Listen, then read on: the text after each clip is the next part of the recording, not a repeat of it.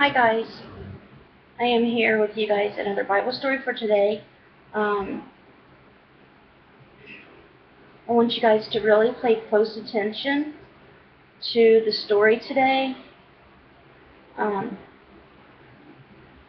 I want you guys to, my goal for every Bible reading that we do is that you guys learn something from the Bible, from each story. So we did one again last night, and the story last night was where the Israelites were going into the Canaan to kind of like spy on Canaan to see what the people of Canaan were like and what the land of Canaan was like. And they found that the land of Canaan was really, really good, like God had told them it was, flowing with milk and honey. They had grapes that were the most biggest and bunches of grapes they had ever seen anywhere. And some of the Israelites, which was only like 2 or 3 people, was wanting to fight for the land of Canaan like God told them to. But the other ones did not want to because they didn't think they could defeat the Canaanites. And they disobeyed God, which made God angry.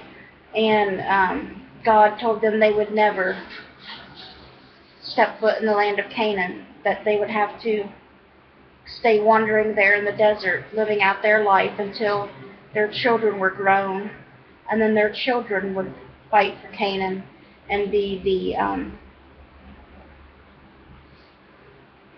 citizens taking over the land of Canaan.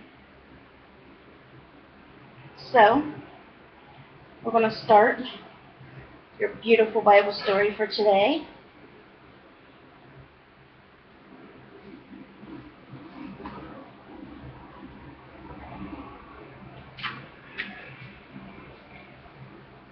An animal speaks. And what kind of animal do you think it's going to be that talks? Just guess. Any kind of animal. Think of the old animals of the Bible.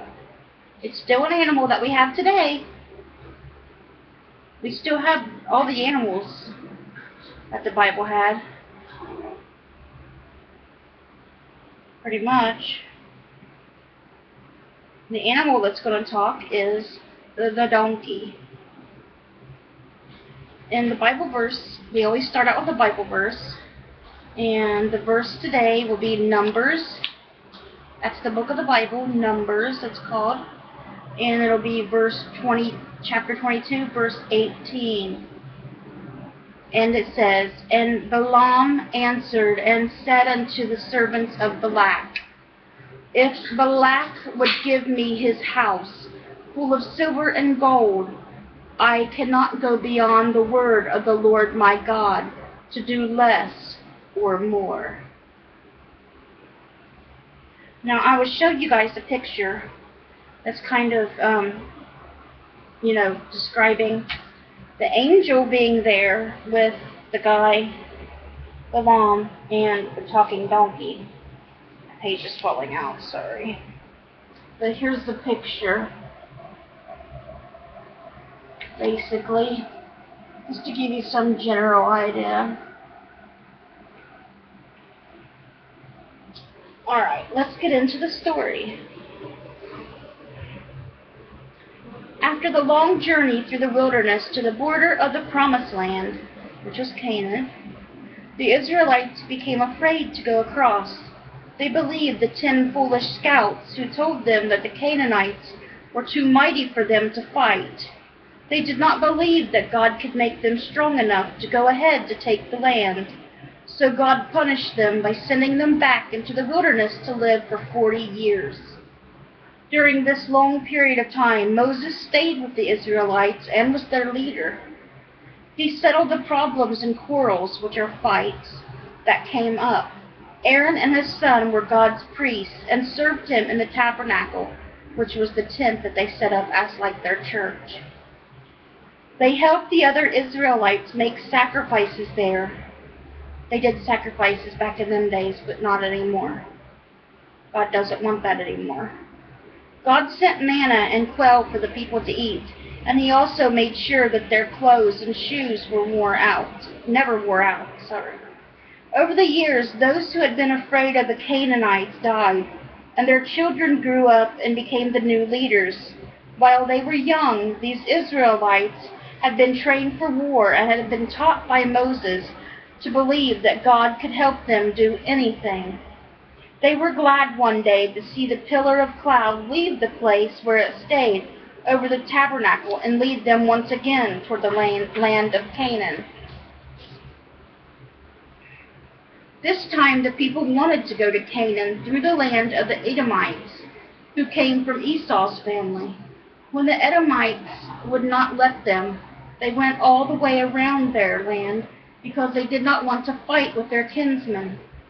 Remember that Esau was Jacob's twin brother, and all the Israelites were from Jacob's family.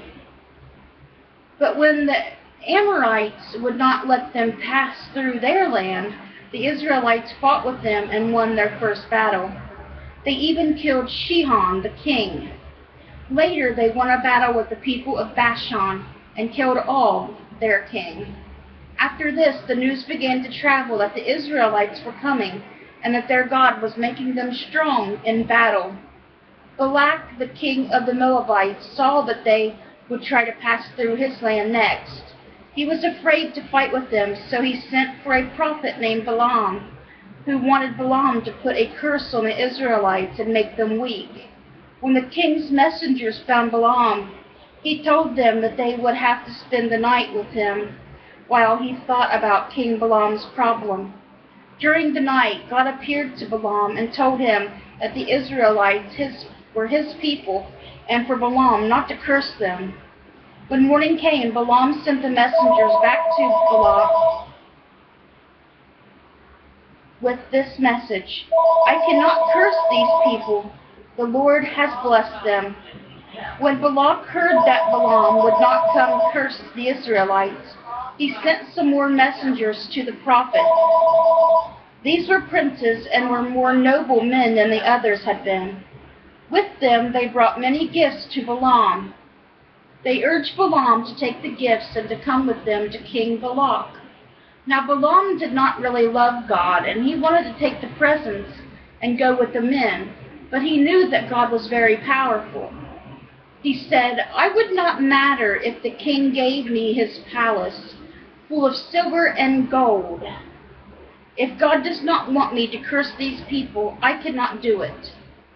Then he asked them to stay all night, while he asked once more if he could go.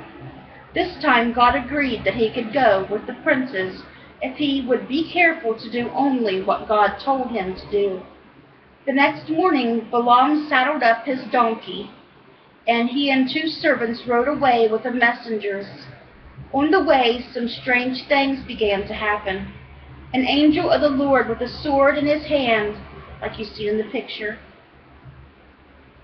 appeared in the middle of the road, but only Balaam's donkey saw it. The frightened animal turned off the road and went running across the field, much to Balak's surprise. Holding on to her tightly, Balak hit the donkey and finally led her back to the road.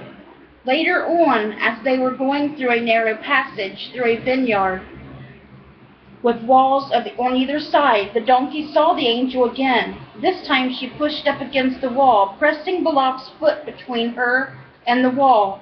Once more Balaam got angry and hit the donkey to make her move. Then the angel went on ahead and stood in the road at a narrow place, where there was no room to turn at either side. When the donkey came upon the angel there, she lay right down in the middle of the road with Balaam on her back.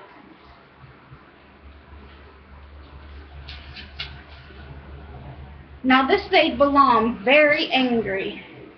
What was wrong with this donkey? How was he ever going to get to King Balak? He began beating the animal with a stick. Then the Lord did a strange thing. He gave the donkey the power to speak.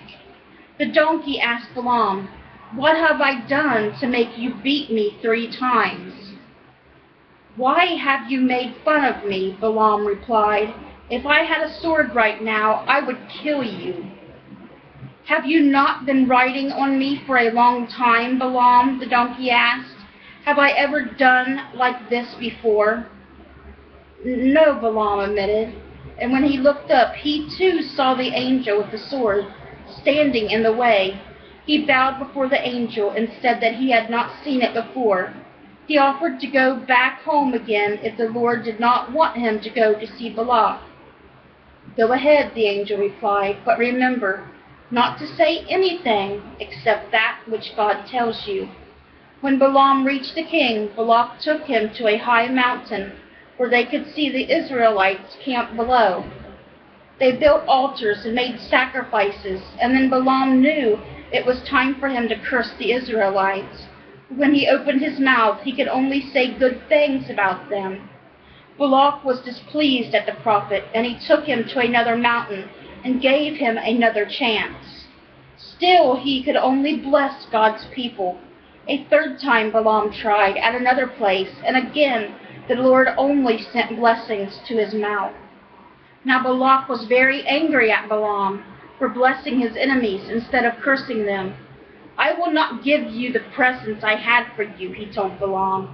But it seems that Balaam had said the words of God only because God had not let him say anything else. He was sorry that he could not have the gifts Balak had for him. He helped King Balak think of another way to harm the Israelites. Together they planned to make the Israelites bow down to idol gods. Was not that a terrible thing for Balaam to do when he knew that God of the Israelites was the only true God? Yes, it was very bad. God punished him for it by letting him be killed when the Israelites finally fought against the Moabites. Surely Balaam would have been better off if he had followed his animal home instead of ever going to see King Balak. And that was the story of the animal who spoke. So what do you guys think about that story? It is very, very true. Very, very true. The donkey did speak, and the angel was there, because it is in the Bible. These are God's words, and these stories are all true because they come from God. God does not tell lies. All these stories are very true. They're just worded a little different in these books for younger people, so you could understand them better than what the readings in the Bible are. Because in the real Holy Bible, it is worded, with bigger words and more hard to understand than it is, and there's no pictures like there is in these books. So that's why I read to you guys from this book. So hopefully you guys will learn something about the Bible and about God and get closer to God every time you hear a story about God through this Bible book. So I hope you guys learned something today. Give this video a like if you did. I hope you guys have a great rest of your weekend. And let's bring those souls to Jesus, little ones. And God willing, I'll see you guys again soon with another Bible reading. Bye, kids. God bless.